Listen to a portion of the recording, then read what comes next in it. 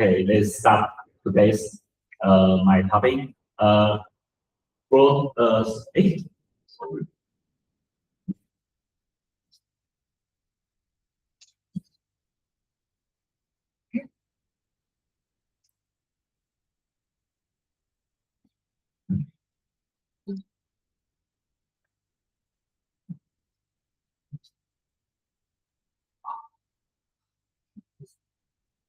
Sorry, wait a moment.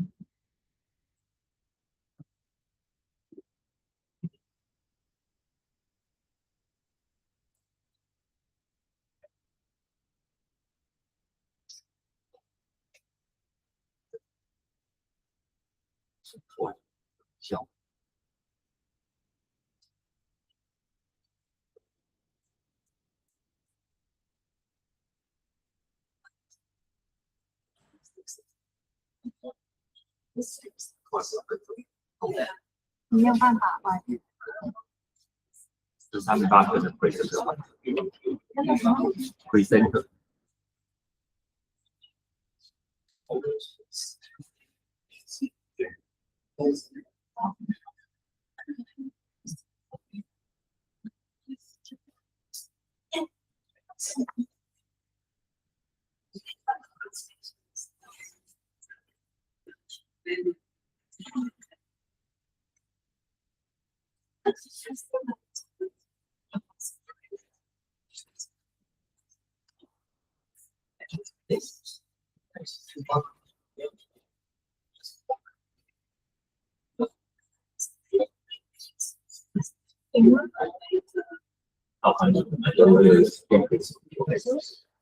Oh, sorry. I'm back. Oh, sorry. Let me introduce my today's topic. Goroutines to fibers. Advanced developer survival guide. Actually, this is one of the topic I submitted to RubyJam LT, but it has not been selected. Another topics has been selected. So, but I still want to talk the same topic. Okay. The other topic is I wrote a Go server in Ruby. It looks simple, but it's actually it wasn't. Okay. This is the QR code of my presentation. You can see it online. Okay. Or you can just use this URL. Yeah. The project, a WebSocket proxy in remote desktop.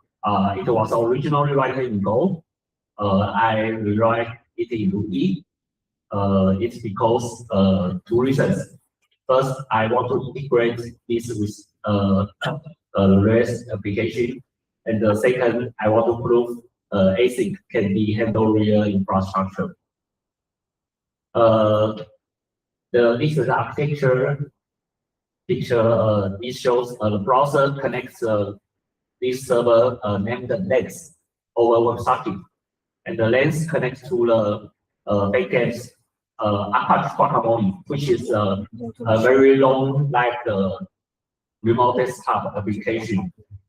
And this application talks to the real backend server like RDP or VNC or SH to do the remote desktop control to the remote machines. So the Lens is a Ruby proxy in the middle. So this describes the protocol context. First, the client sends the guacamole protocols command to guacamole server by TCP socket, and then the guacamole server returns the image, which we can use, which we see in the browser. So the primitives made clearly in Go, like Go plus a func, literal launches a Goroutine, which is a lightweight concurrent unit. The barrier async in ruby-async does the same in Ruby fibers. In Go, the THAN structure is the Go's idea for signal only, no value, like a doorbell, not a pipe. In the same time, async condition plays the same role. One test signals another ways. On paper, it looks like a very straightforward code, but actually it wasn't. I just hit some traps and introduce later. The trap one is the ecosystem. Go standard library barely breaks across versions. In Ruby, async HTTP or IO stream or Proto HTTP or WebSocket all move the best. Not like Rails. Rails is very stable. So when I'm developing, I upgraded the async HTTP. Then the WebSocket stopped working without any warning or error. Just nil with a nil. Yeah, and when I dug into some source, I just found that the upgrade header was now in request protocol, which these changes does not include a particular pull request. So I just I can do only the try. Second, for IO stream, IO stream new stopped working after a minor version of the async. So the release note only say it's convenient IO.stream constructor. It's not and it didn't say IO_stream.new was broken. There's also no no dedicated pull request, no migration guide. Neither had a dedicated pull request and the migration guide. Both were called only by running the code. This is what you on everything changelog means. In Rails, a framework means compatible versions for you. Get outside and you on every breaking change. Like RubyJam file, read changelogs, no shortcuts. Track to the runtime. In Go, the font literal is explicit spawn. But in ruby-async, the async with a block just look like as a block, which we uses very frequently in Ruby code. Yeah, but async with a block returns the right away, so ensure once the connection is still alive. But we still have to ensure the connection to update state. Besides, not only the ensure, but we have to use the condition to wait the test to signal completion. Yeah, the ensure runs at the right time. When we, for example, like you key Control C to send signals to stop the server.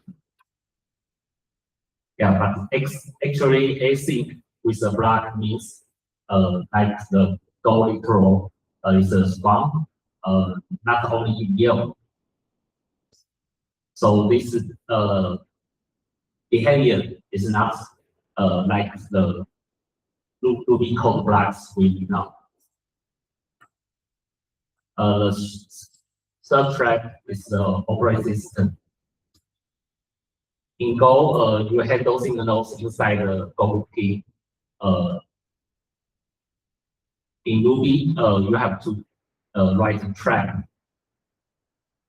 which can track the all signal in your thread, complete outside of the fiber schedule. So we have to track the signal and doing the right nav block a very empty string to let the application know let the operating system know this process ending safely.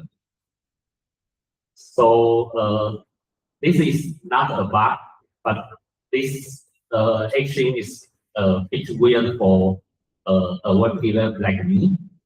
But you can still find it in documentation, and it only crashes in production. Not like if you run a REST server in Puma or Falcon, it handles such situations.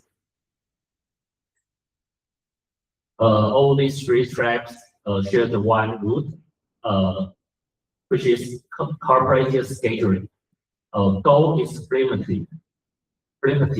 Goroutines are scheduled by runtime. ruby-async is cooperative. Fibers yield at the I/O in one open operating system thread.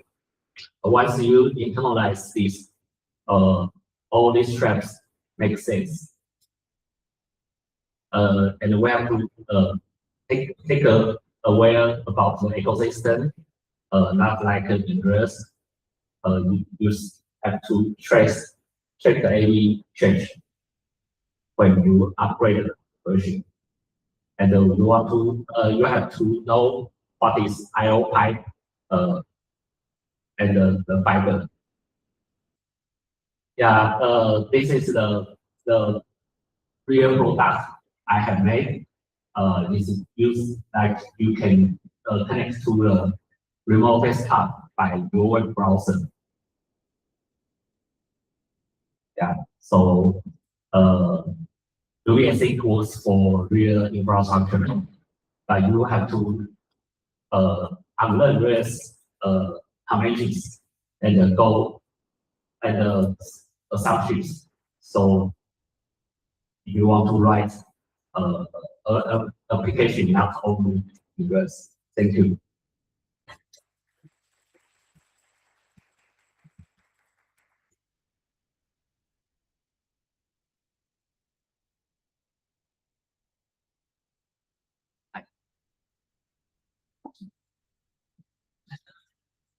I'm curious, like, do you run Ruby version in production as well?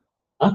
Do you run Ruby version in production as well? Yes, this is wrong in production. So it's not only like to see if you can do this, but what is a like performance? Any drop in performance comparing to Go?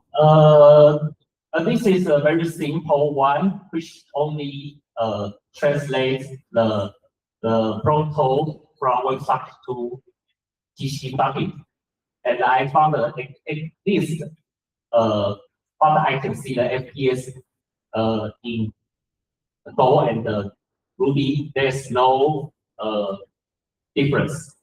But since it only translates the protocol, not truly runs the remote desktop connection.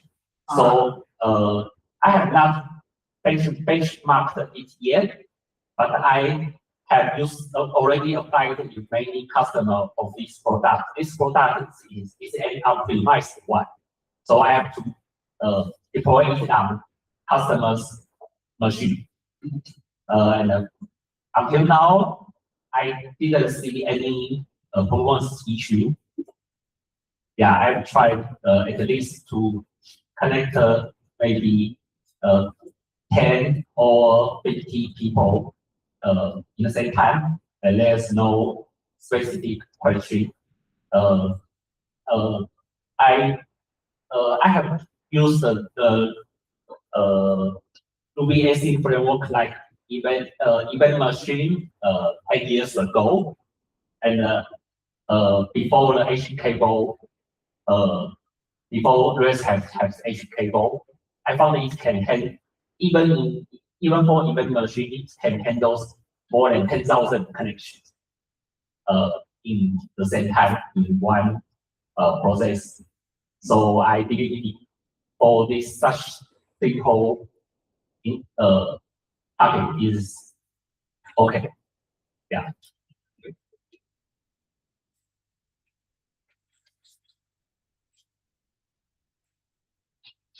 Any questions?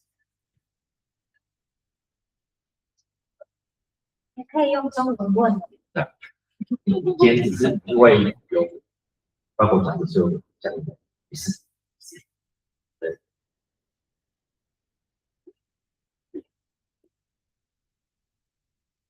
When you did debug while using HTTP-async, how do you usually trace and debug? Okay. This is very difficult. But we have to generate a log in our own way. The first, but I have to be honest. I use AI for such so for such profiling or fix. But I can't understand the real logic behind it. Yeah, I have to understand this.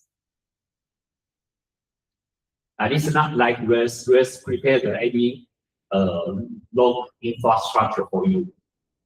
And so in this case, you have to prepare by yourself. You have to try many versions of the build.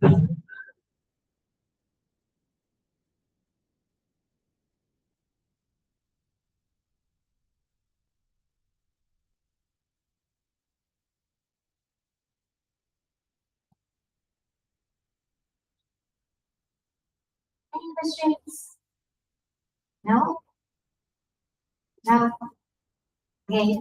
Okay. Well, thank you, Mufan.